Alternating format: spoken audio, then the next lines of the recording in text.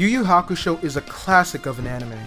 Recently, I've decided to take it upon myself to start rewatching the series after years, and I can say without a doubt that this series as a whole is goated and overall made me respect Togashi much more as not only an artist but a mangaka. From the well-rounded characters to the amazing fight scenes, Yu Yu Hakusho, at least in my opinion, is peak shonen anime. But there's one question I have. Why the hell does this series not have a proper or a modern day fighting game? Now don't get me wrong, Yu Yu Hakusho does have a couple games for the Mega Drive or the Sega Genesis in the US, and 2 fighting games to speak of, but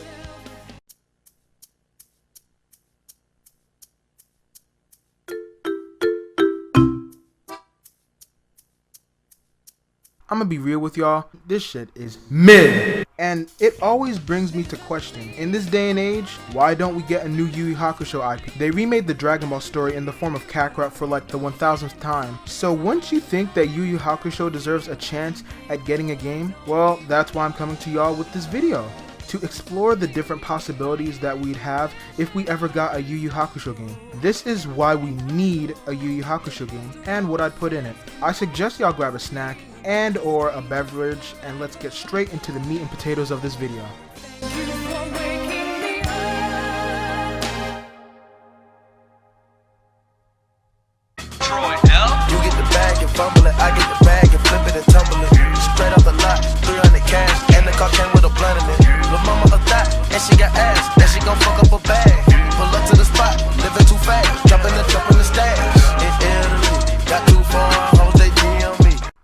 This video will be covering several different aspects in which to me are important or vital to the perfect game. To start things off, at the beginning of the game, more specifically on startup after the logos, similarly to Kakarot or Storm 4, the game would feature an anime-esque opening. However, there'd be a twist. It'd be a classic recreation of the original opening, but reanimated, making use of the game's 3D models and various assets, and donning either a remaster or a complete modern day recreation of the banger known as Smile Bomb.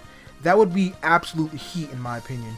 Either that, or they go for an original opening for this game, which I wouldn't necessarily have a problem with, but I would prefer a remake of Smile Bomb, since Smile Bomb is it's a complete classic in my opinion, at least. Well, it's just fact. Let's take it as fact. Smile Bomb is a complete classic. The fact that the opening didn't get old after 112 episodes of usage is just proof that the song is just that good. And to be honest, I wouldn't have it any other way. If they were to use a different song, if they were to go with a different song, an original song for this game, then I'd at least prefer that they have Matsuko Mawatari, if she's still making music, to come on the track and, you know, do the vocals for it. Because if we can't have Smile Bomb, at least give us the creator or the singer, the voice behind Smile Bomb, you know? But moving on. The layout of the main menu screen, because we're talking about that now. The layout of the main menu screen would be similar to that of Naruto Shippuden Ultimate Ninja Storm 4, and the game will also have several different modes as well. But before that, I wanted the aesthetic of the main menu to be similar to that of the one part of the second opening, to where you're on one of the options. It has one of the members of Team URAMESHI posted up with the small animation and changed to the other member when on a different option, similarly to the main menu of Persona 5. I thought it'd be a pretty cool idea, but enough about that stuff. What I want to get into specifically are the game modes. The game will consist of 4 different modes, which sort of works to my advantage with the main menu thing, since Team URAMESHI consists of 4 players, not counting the Masked Fighter, because that's just, you know, that's not the point. But the first mode will be named Detective Mode, which is just the standard story mode. The second mode will be named Brawl Mode, which is just a free battle mode, which in itself has a couple of different options, such as player versus CPU, player versus player 2, training, tournament, etc. The third mode is an online mode, though the name itself is self-explanatory on what it is, so I don't really need to get into any explanation about what an online mode is. And the fourth mode is named Spirit Mode, which is sort of like an adventure mode where you can play DLC events, stuff that happens after the main story campaign. Speaking of the main story campaign,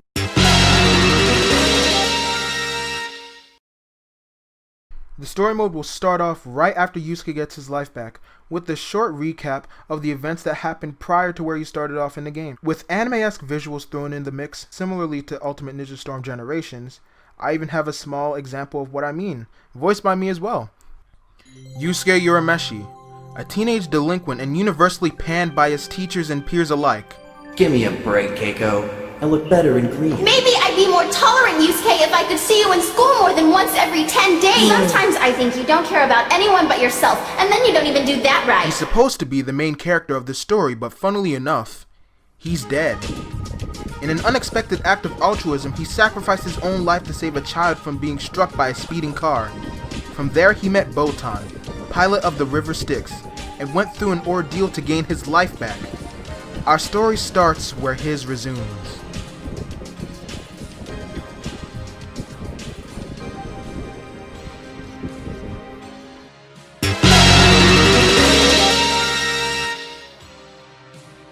Cutscenes that need to gloss over things with a short recap, for the most part, will be formatted just like this. For the sake of less time consumption and better pacing, the normal story cutscenes will be mostly similar to that of Storm or Kakarot, consisting of in-game cutscenes and pre-rendered cutscenes. However, the normal story mode will cover the first two sagas of the series, the first two being the Spirit Detective Saga and the Dark Tournament Saga, with the first saga having a bunch of rather memorable moments, such as Yusuke and Hiei's first fight, the Genkai tournament, hell, maybe even for more length, the training between Yusuke and Genkai can be thrown into the mix of things. Otherwise, just a recap after the 6 months that he spends training with her.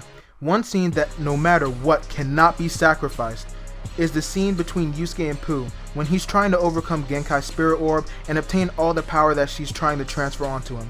That scene as a whole was an impactful moment in the series and will never lose its merit as a touching scene, at all. The story mode will have an open explorable world, similar to Ultimate Ninja Storm 1 story mode, with some RPG elements thrown in there, with there being minor side quests and other things to do to progress the story and such. Item shops to buy things that'll help in battle and then some. Some moments in battle, similarly to the 5 Kage Summon event in Ultimate Ninja Storm 3, and probably one of the biggest draw to the story and fights in this game will be the usage of QuickTime events during fights. I always loved how in the Storm games, it made us feel as if we were watching an anime, or playing the anime at that. The QTEs had me immersed and it felt like we were experiencing those events as the character we're playing up front. QTEs also managed to highlight story events, make them more impactful in games like this, which is why I'd want to include them, to have a better experience with the story mode, to make it more immersive, etc. Stuff like that is what made the story experience in Naruto Storm stand out to me. It's immersive fights. The way fights like this can move the player is truly amazing, and is why the Storm series is one of my favorite anime fighting series out there. That's also why I'm using Storm as my main reference for making this concept. I might also want to note that for the plot, I'd want it to have an option between English and Japanese voices. The original English cast from the Funimation dub is, in my opinion, amazing. I absolutely love their work on these characters, and it would mean the absolute world for them to come back. Chuck Huber's Hiei, Justin Cook's Yusuke. I love their performance so much on these characters. Would it be too much to say I'd want a dubbed version of Smile Bomb depending on the language you decide to play it in? I mean, I'm getting a little carried away, not gonna lie.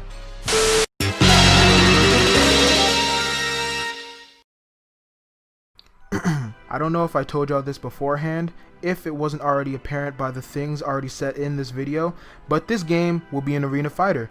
Felt that this format would work best with Yu Hakusho, given what it is and how the anime and its battles work. The gameplay will probably be similar to Storm, with standard neutral combos and combo variations depending on where you tilt the analog stick. Let's move on to controls though. I'll mainly be using the PS4 controller as a reference, because PlayStation over Xbox. Anywho, the square button will be the basic attack button, with triangle and circle being reserved for stronger attacks. For instance, if you're playing as Hiei and you start off with some basic attacks, then switch to, let's say, triangle, you start using his sword per se. Or for Kurama, his rose whip, etc. Now I'm not gonna lie, for each character, the type of attack would have to be different since not everyone has swords or some type of weapon. So for characters that just fight with their fists, it could be as simple as making it a medium or heavy attack. And for characters like zoners, or characters that use projectiles, well, y'all know the answer for that one. You could even hold the circle and triangle button to perform a command grab. The cross button is the jump button, and well, there isn't much else to add to it, it's just a simple jump button, so let's move on from that ish. L1 will be the guard button, but while holding that and tilting the analog stick, it also becomes a sidestep of sorts, which can most definitely be used for evasive maneuver. L2 will be used as a dash, similarly to the chakra dash, but you have more control over it, if that makes sense. Also, there will be a small stamina meter, and depending on how much stamina you have, that equates to the amount of dash you can use. So that way, you're not using it willy-nilly during the match and sort of just like zoning the player out by evading him, if that makes sense.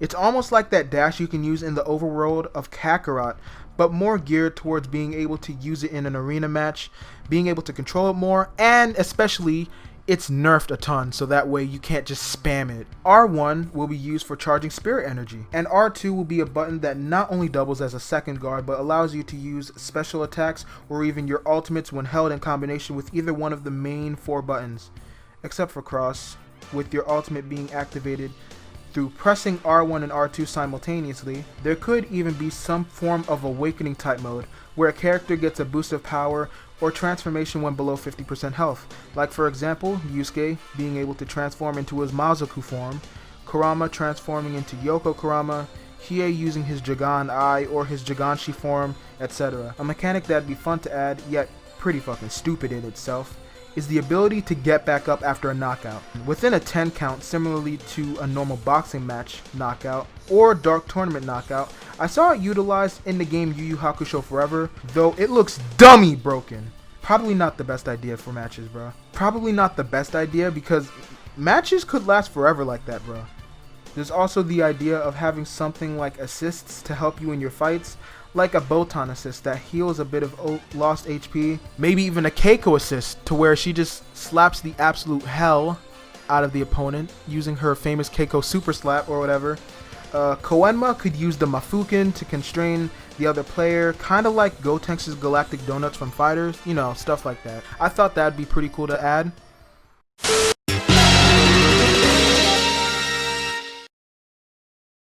Okay. Here's the most fun part of this video, in my opinion at least. Coming up with the roster of fighters out of the characters that's most important to the story. It goes without saying that the main 4 get to be playable, with the addition of the masked fighter.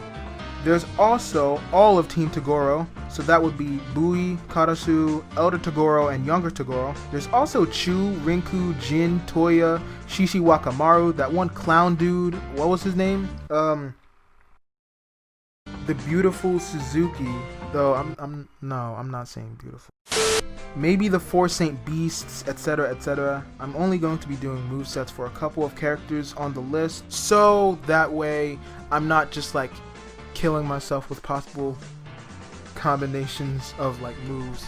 Okay, so for Yusuke's basic abilities, first we'll start off with his basic attacks, his square, triangle, and circle combos. It's just a medium a basic medium and heavy attack button, so there's nothing really to it except for a couple of punches, maybe some kicks thrown in there.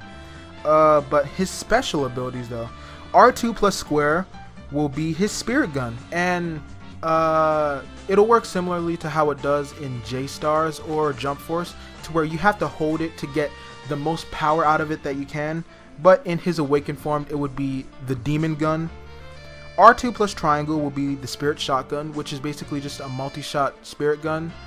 I mean, I'm not gonna lie, I find it cool how like Yusuke has the spirit gun, then he has the shotgun. Like, these names are just cool in my opinion. But anyways, spirit shotgun will be similar to the spirit gun, to where you have to hold R2 and triangle to get the most power out of it that you can. R2 plus circle is Spirit Wave, to which it kind of works similarly to the Rasengan, to where R2 plus circle, then you go charging at the enemy, and then you get to punch them, just like a huge nigga punch, basically. And R1 plus R2 will be his Spirit Gun Mega, or the Demon Gun Mega when he's in his awakened form. Moving on though, Kuwabara's abilities. For R2 plus square, he'll be able to use his Spirit Sword. His R2 plus triangle will be his double Spirit Sword. His R2 plus circle will be his Spirit Sword Shards, which is just like a projectile type thing, to where it's a bunch of miniature Spirit Swords, but in the form of shards. Yeah, that wasn't very descriptive. Moving on. And his R1 plus R2 will be his Dimension Sword, which, if you guys didn't know, the Dimension Sword is something from the Chapter Black saga. I mean, if you guys are watching this video, then more than likely you know what the Dimension Sword is. So I'm not even gonna go further with that. Kurama's abilities, well, it goes without saying that they're all Rose Whip. Like, I'm not even joking, because R2 plus Square is Rose Whip. R2 plus Triangle is Rose Whip Lash. R2 plus Circle is Rose Whip Thorn, and something different, R1 plus R2 is Death Tree. Only move that isn't Rose Whip. Oh, Hiei. Hiei is definitely the most fun to make out of all of these, because for one, his normal attacks, his basic, medium, and heavy. When you use something like a medium, you get to use like his sword, because I don't know, I just thought it would be a cool concept. Imagine you're just throwing in some basic attacks, then you pull out the sword, do a couple of those, couple of basic, and then heavy. You know, the combo variations, I want them to have variety, which is why I sort of decided on something like that. But that's aside from the point. R2 plus Square is Fist of the Mortal Flame. Yeah, I thought that'd be pretty cool. R2 plus Triangle is Flamethrower. I actually forget where I saw this move, though I know it was used. I took most of the moves that I gave these characters directly off of the wiki, so that's kind of why some of these are just jumbled up, if you get what I mean. R2 plus Circle for Hiei is Sword of the Darkness Flame.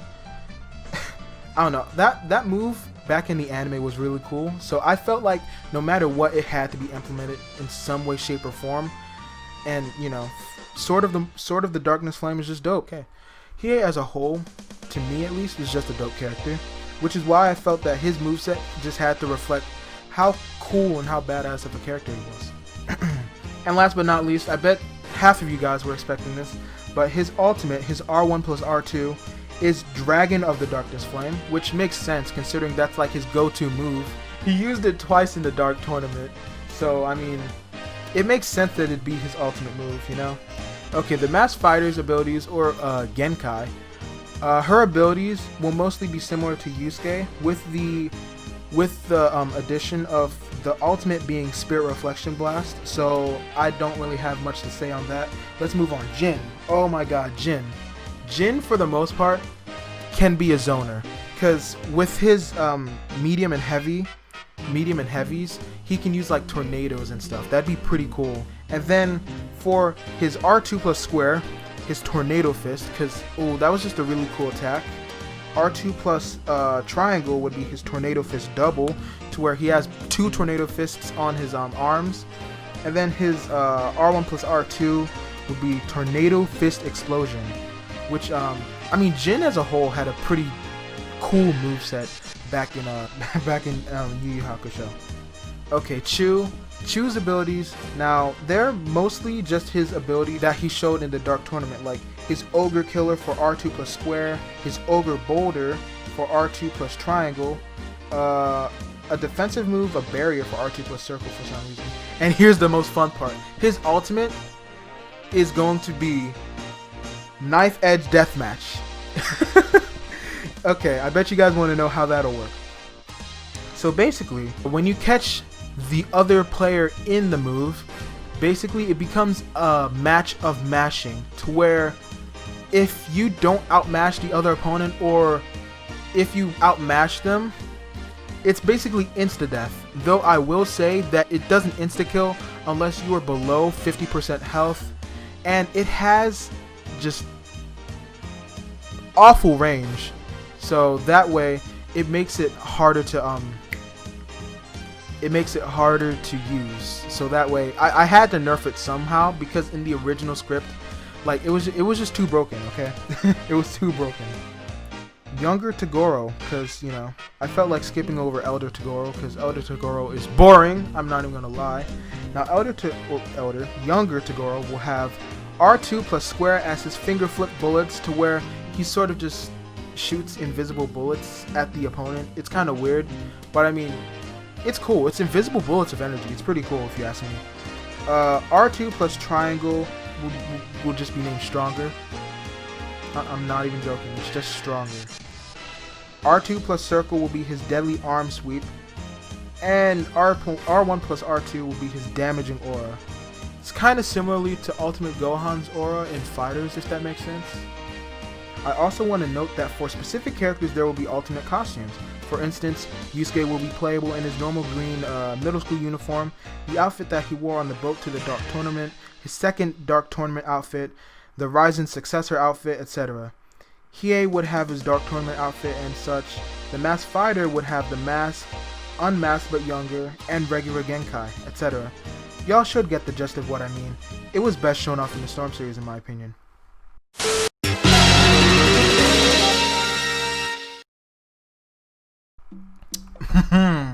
Last but not least, possible DLC. The topic of possible DLC though, I've actually been saving this part throughout the entire video to get into.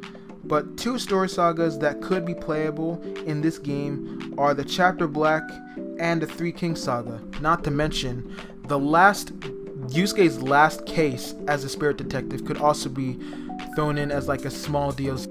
But anywho, the Chapter Black saga and the Three Kings saga in turn lets you unlock characters exclusive to only those DLC expansions, like Sensui or the Three Kings, Yomi, Ryzen, and Makuro. There's also Natsume, that was her name, yeah. Hokushin, I'd really like to play as Hokushin. Anyways, that'd be really dope to me. That also helps me move into my next topic, which is possible playable arenas. Like, it goes without saying that Dark Tournament Arena free, like that just goes without saying. Like, you can't have a Yu Hakusho fighting game without that as an arena. And as an extra perk, depending on the variation of the arena that you select, you get either Koto or Jury refereeing the match. The Three Kings Tournament Arena via the DLC expansion, the warehouse where Yusuke first fought Hiei, the hospital from Chapter Black via DLC expansion, hell, maybe even the city where Yusuke lives, or Sarayashiki Junior High. Any one of those stages would be dope to include. Oh, I nearly forgot. Bruh, imagine fighting on Genkai's estate. Bro, that'd be dope as hell, on God. So anyways, I'm glad you guys toughed this video out until the end. As you can see, by the amount of time put into thought for this, I really want Yu Hakusho to get a game. A lot of us do. Yu Hakusho is one of my favorite anime of all time, for the sheer amount of depth that it has as a series. I just want to see it appreciated in the same way that these other IPs are. Once again, this is why we need a Yu Hakusho game, and this is what I put in it.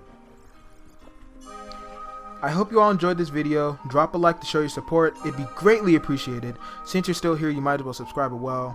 If you want to keep up with my bullshit, follow my Twitter and my Instagram in the description down below. And on that note, it's been Shibo, and as always, have yourselves a damn good one. Keep it for real, facts.